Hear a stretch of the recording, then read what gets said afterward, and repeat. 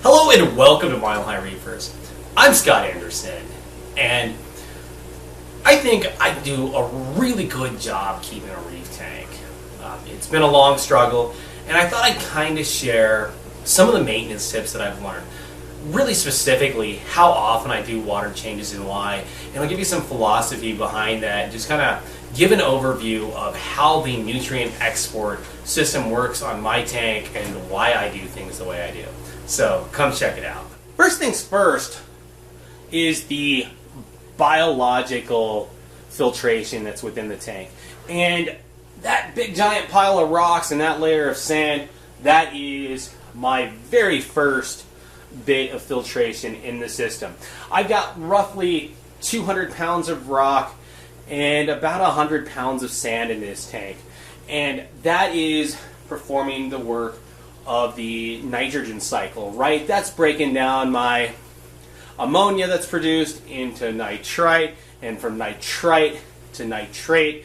And basically, ammonia is deadly to everything in the tank.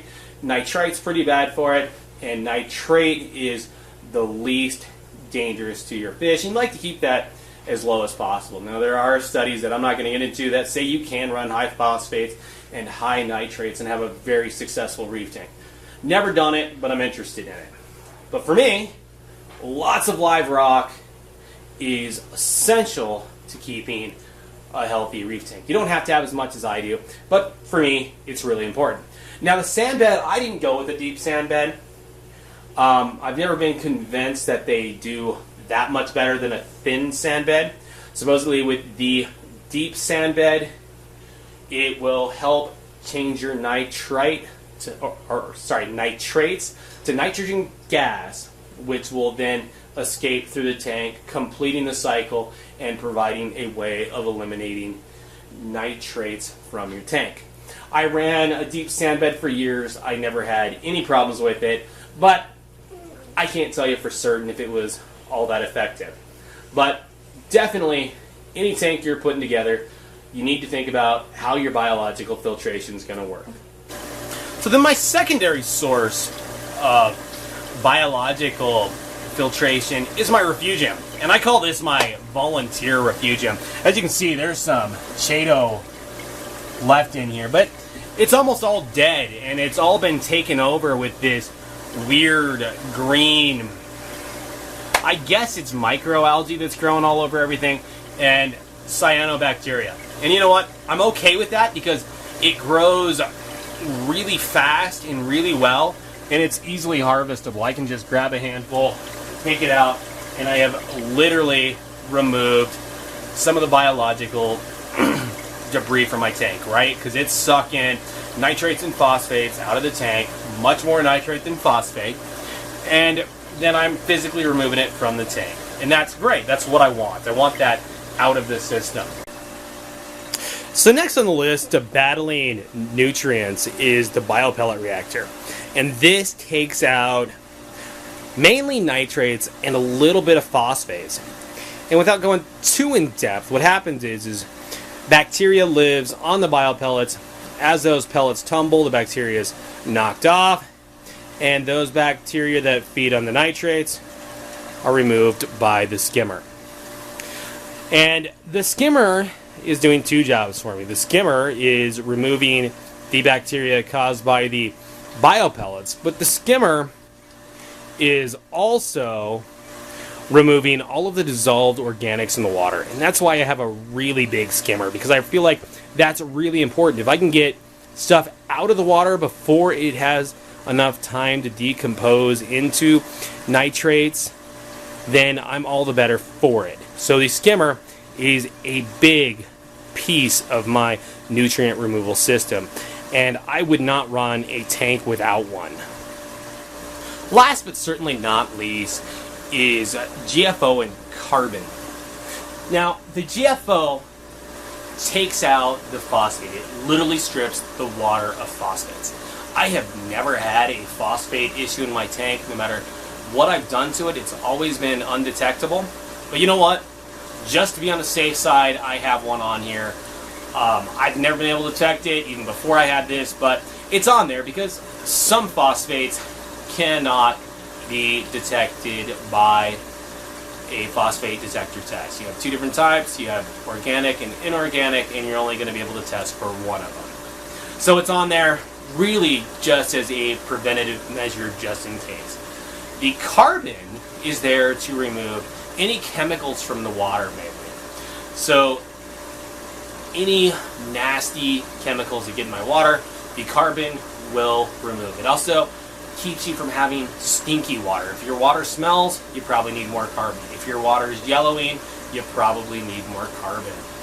So there's two big reasons people do a lot of water changes, and that's removing nutrients from your water like nitrates and phosphates, but they also use it to replenish minerals like calcium, alkalinity, and your micronutrients. And there are many ways to do this. The way I've chosen to do it is through a calcium reactor.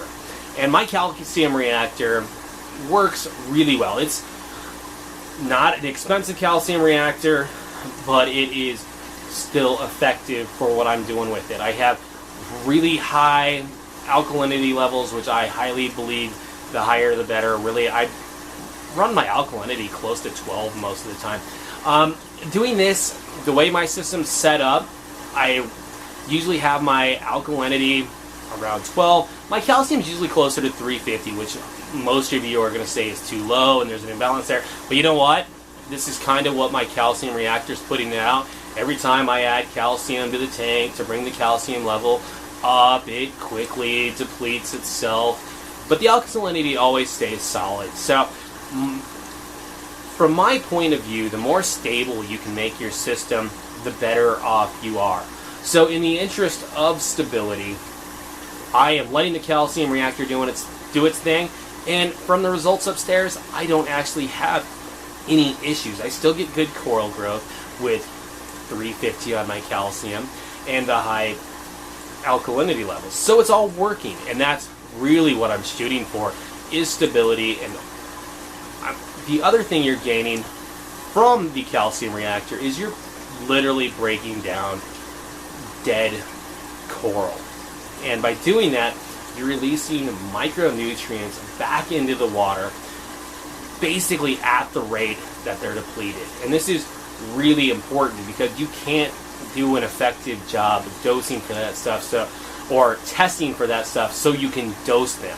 So for me, this is an easy solution that does all of it, and the maintenance on this thing is very little. So now back to the original question. How often do I do water changes? Why? And what's my maintenance schedule look like? Well, I hardly ever do a water change to combat problems with my tank. I test my tank water about twice a week. I'm not real diligent on it, but I test it. That's how I know my water quality is still good. But when I have issues, I try to battle it through other means besides water changes. And here's why. Let's say you have nitrates at 10 parts per million, right? And you want to get that down, because 10 parts per million is a lot higher than most people would ever recommend for a reef tank. So if you do a 10% water change, odds are your nitrates are going to go from 10 to 9. Well, that's not a very big improvement. That doesn't get you where you want to be. So if you do another 10% water change in a week, even if no more nitrates have gone back into the tank, you're still going to be around 8, right? So that rate, it's going to be almost impossible to battle a nitrate issue, or any other issue for that matter. So then you have to go to bigger water changes. Well, the problem with going to bigger water changes, and one of the problems I've always had in the past with water changes, is stability. I work really hard to get my tank parameters as stable as possible. And inevitably, when you do a water change, you're going to have different water going in. Your temperature is going to be different. Even when you try to control it, it's going to be a degree or two different. 10% is not big, but if you start going big water changes, like 50%, you're going to stress your corals. And that's really difficult to deal with. So I try to avoid it as much as possible. I really do water changes to remove debris from the tank, and I use the water from my tank to fill my quarantine tank. So when I do my water changes on my quarantine tank, I take it from the top tank and take it down, so then it's like 30 gallons going in, which is less than a 10% water change. And that's really just because I want the same water that the fish are going to be living in the quarantine tank to be in the quarantine tank, and of course it just makes it really easy to keep the quarantine tank that way. Now with the quarantine tank, I do water changes every couple of days. When I've got fish in there, I've got no real good way of removing any sort of biological buildup. So my nitrates can go high fast, my phosphates can go high fast. So there I do a lot of water changes. I do have a protein skimmer in there, which does a little bit, and I've got a sand bed in there, which does a little bit. It's been hit with copper and all that, and it's not reliable. So really, on that system, lots of water changes. So, and I think that's a good kind of relationship to what a lot of people are doing with their nano and pico tanks these days, right? You have small tanks, you have ineffective skimmers, you likely don't have carbon, GFO, you don't have big refugiums, you probably don't have the biopellets. In that case, your water change is your best friend. That is the easiest way to maintain your standards, and I think that's why a lot of people struggle with those tanks, is because it's really hard. You have to be really dedicated, and you have to be really good with your water changes, because you need to maintain the stability in that small tank just like you do in the big tank, except the small tank is much harder to maintain your stability. And this is actually one of the big reasons I don't have a nano tank, is because it's way more work than I like to do. And I'm not knocking it. I think you guys that have the little successful nano tanks are awesome. You obviously are diligent and do a great job. And I just don't have it in me to put that much extra time in a tank. I've got one big tank already, which is as much as I can handle. And then as far as the rest of the maintenance goes, it's actually really easy, right? I go downstairs every day and I top the water off my hand for the RO. That's easy. Every 3 or 4 days I'll scrape the algae off the glass with the glass scraper. Every 3 or 4 days to a week and a half I'll clean my protein skimmer. And then carbon GFO I'll change out monthly. A lot of people say your GFO will last longer than that. There's no good way to test your GFO to see if it's any good, so I just change it out. I don't put a lot in there, and I never have phosphate issues. So that makes it really easy. The calcium reactor, I just top up when it starts to melt the calcium off. It's just kind of a look at it and see when you need to adjust. And the biopellet reactor is the same deal. When they start running low, I add more. You can see that it was down about 1 inch in the video from where it used to be. Next time I put an order into Foster's and Smith, I'll throw another liter of biopellets in there, and I'll top that thing back up. So anyways, I suspect this video is going to prove a little controversial, because I know a lot of you are dedicated to water changes, and I'm just relating my experiences and how I do it. So I hope I can at least be thought-provoking, and I hope you enjoyed this video, and thanks for watching this episode of Mile High Reefers, and there'll be many more to come. Thanks again.